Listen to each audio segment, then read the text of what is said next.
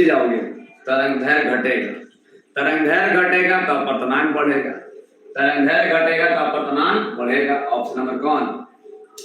B number. Simple सी बात।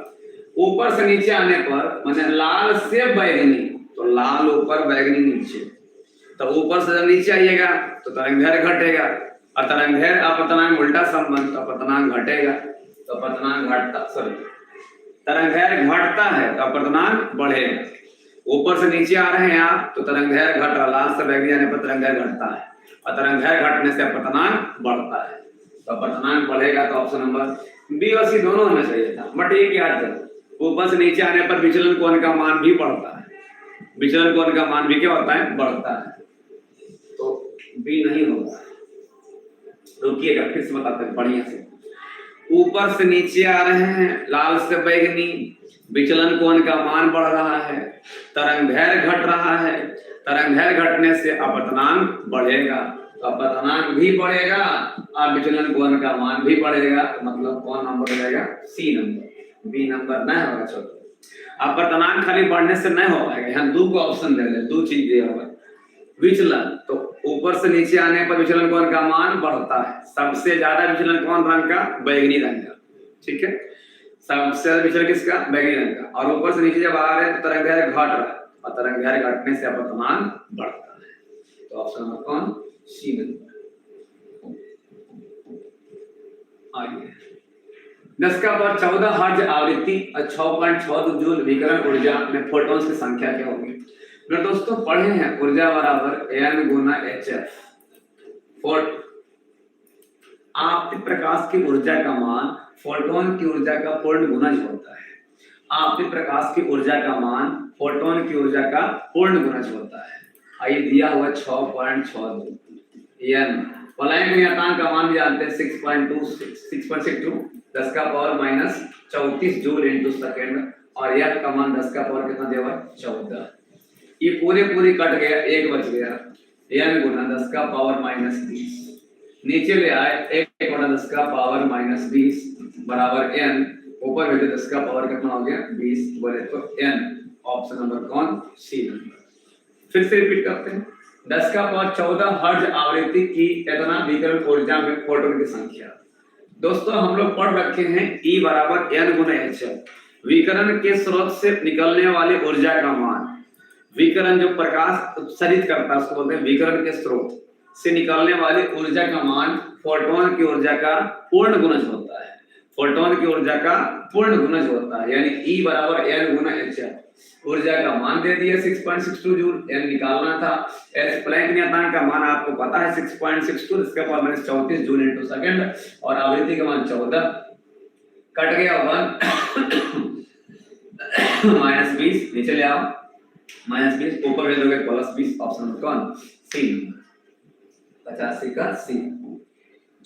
86 में हाँ देखो पूछ लिया ना, पूर्ण तरंग विस्तारी देंगे 50 तो आंसर होगा 100। पूर्ण तरंग विस्तारी में देंगे 50 तो आंसर कितना हो जाएगा? 100। ऑप्शन नंबर कितना हो जाएगा? सी। याद रखिएगा, फुल वेव रेक्टिफायर में आपको दोनों अर्ध तरंग के दौरान करंट की प्राप्ति होती है, तो आप 50 दे रहे हैं तो आपको दोनों मिलेगा तो आपको 100 हो जाएगा। छोटे 86 का सी। एंड गेट, सिंपल सी बात, y बराबर a प्लस b ना, C number. And gate y बराबर a dot b, and gate ये हो गया आपको दोस्तों एंड गेट, y बराबर a प्लस b हो गया ये और गेट, और ये हो गया y बराबर a डॉट b का बाद Nand gate, n a n d Nand gate. अगर ये हो गया y बराबर a प्लस b का बाद, ये हो गया आपको नॉर गेट। फिलहाल आपको एंड पूछा है तो एंड का फार्मूला y बराबर a dot b, option number कौन? सी। आगे 1 AMU का ऊर्जा 1 AMU बराबर ऊर्जा 931 mega electron volt, 931 mega electron volt बता रखे हैं। 1 AMU के समतुल्य ऊर्जा का मान 931 मेगा इलेक्ट्रॉन वोल्ट बताया ना कि इलेक्ट्रॉन वोल्ट किसका मात्रक है? ऊर्जा का। इलेक्ट्रॉन वोल्ट किसका मात्रक है? ऊर्जा का। गामा कण के उत्सर्जन से किसमें बदलाव होती है? तो दोस्तों गामा कण के उत्सर्जन से ना तो परमाणु संख्या बदलता है ना ही द्रव्यमान संख्या बदलती है, बदलती क्या है? ऊर्जा। गामा ऊर्जा का कण है, जब निकल जाएगा तो आपकी ऊर्जा घट जाएगी। गामा कण के उत्सर्जन से ना तो परमाणु संख्या चेंज होता है ना तो द्रव्यमान संख्या चेंज होता है, बट बल्कि ऊर्जा घट जाती है। तो ऑप्शन नंबर कौन? डी। 90। 3 अर्धकाल के बाद शेष नाभिक किस भाग का होगा? शेष नाभिक का भाग देखो, एक अर्धकाल के बाद 1/2, अगला अर्धकाल के बाद 1/4, अगला अर्धकाल के बाद 1/8, यानी 3 अर्धकाल के बाद शेष बचेगा 1/8। हाँ, अगर पूछ देता कितना खर्चा हुआ तो 1 में से 1/8 घटा देते तो आंसर रहता 7/8। बट अभी ये नहीं होगा दोस्तों।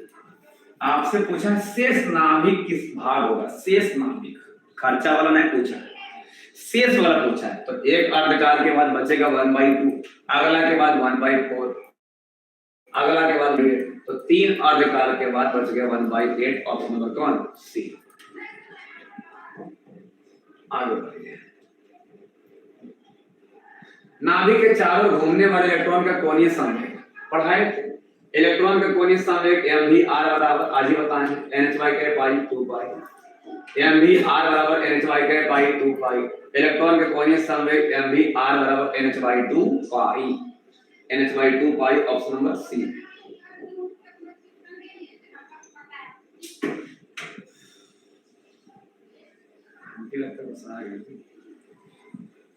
दोनों को इतनी लड़ी।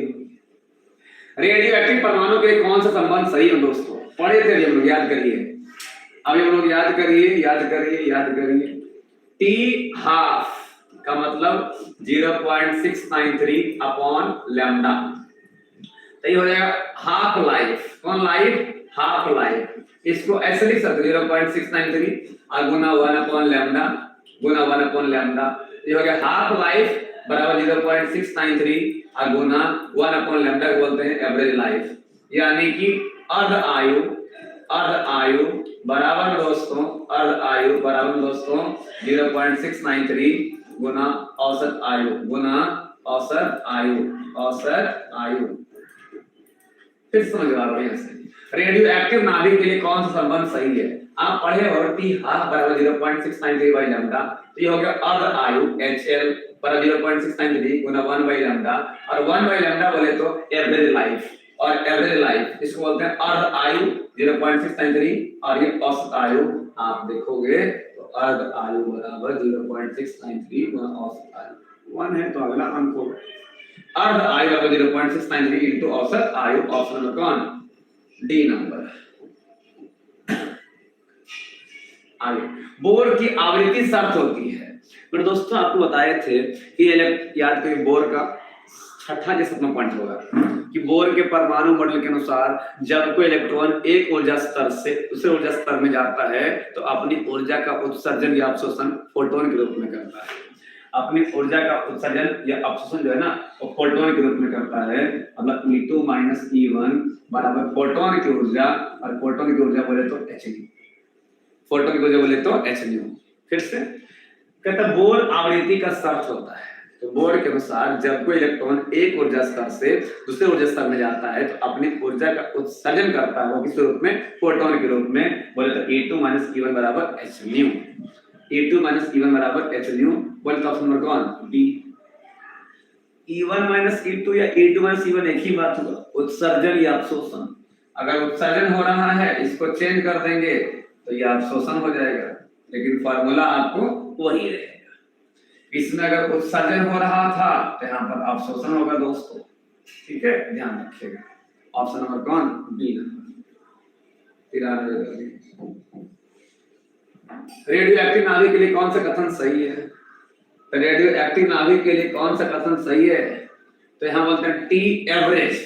टी ए का मतलब क्या होता है? T average. टी हाफ रहता ना जिसको ऐसे लिखता, टी हाफ रहता तो ऐसे लिखता, बट अगर टी लिखा है आप समझना average life 1 upon lambda, 1 upon lambda. Option number कौन? B number.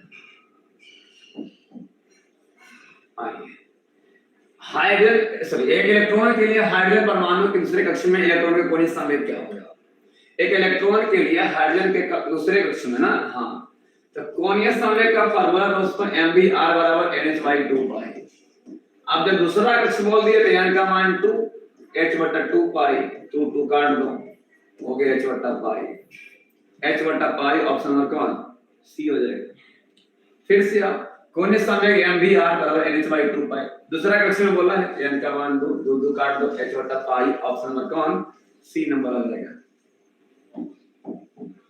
आगे बढ़िए, जब एक इलेक्ट्रॉन 4 से 2 में कूदता है, 4 से 2, देखो ध्यान से, n बराबर 2 है, ये n बराबर 3 है, ये n बराबर 4 है, 4 से 2 में कूदा।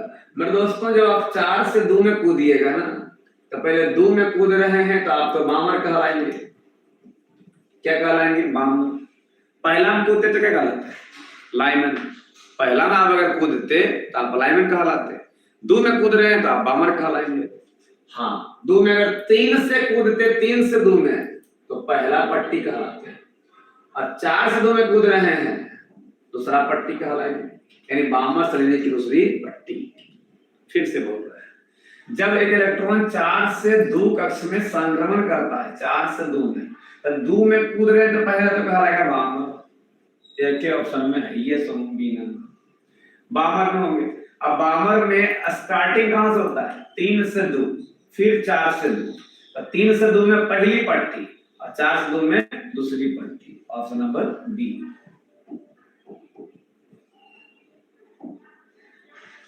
क्षीणता, क्षीणता मतलब होता है एटोनेशन बोल सकते हैं इसको आप, जब आपकी आवाज कहीं और जाकर के लॉस होती है उसको बोलते हैं क्षीणता। डेसिबल के रूप में मापते हैं, किस रूप में? डेसिबल के रूप में। ध्वनि की क्षीणता को मापने वाला मात्रक क्या हो जाता है? डेसिबल। स्वस्थ व्यक्ति के आंख के लेंस की फोकस दूरी लगभग होती है, स्वस्थ व्यक्ति के आंख के लेंस की फोकस दूरी नॉट पॉसिबल। मैं दोस्तों I am not prepared for it, इसको छोड़ देंगे, पेंडिंग, कल आपको बताया जाएगा, पेंडिंग। आगे बढ़िए कैमरामैन। दाता अपद्रव परमाणु की संयोजकता होती है। मैं दोस्तों दाता अपद्रव, जो डोनर होता है, जो देने वाला होता है, उसकी अपद्रव की संयोजकता कितना? 5। बताया थे आपको अपद्रव मिलाते हैं 2 प्रकार के, या तो 3 से या तो पॉइंट से। 3 वाला को चाहिए और 5 वाला को देता है, एक्स्ट्रा देता है। तो दाता माने डोनर, और डोनर वही होगा जो 4 से ज्यादा होगा। सिलिकॉन को 4 को बॉन्ड बनाना है तो 4 इलेक्ट्रॉन तो चाहिए, तो 4 इलेक्ट्रॉन चाहिए और उसको देना है, डोनर है, तो यानी उसके पास कितना चाहिए? 5।